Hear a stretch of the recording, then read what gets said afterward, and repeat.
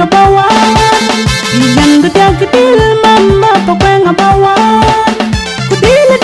din ma Ciyan betiak pagangwer Adidila din ma Tegdang piyang tiak pajuk Adidila din ma Ciyan betiak pagwingapan Kudit pior yon mama Karanang ngay mama yon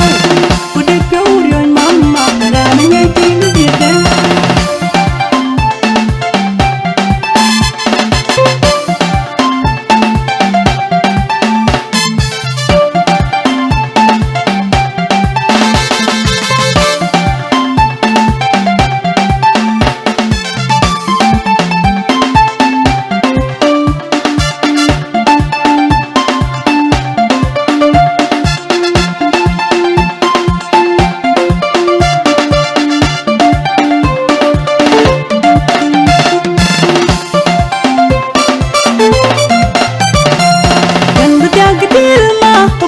kabawan Iyan betiak gidil mama pakweng abawan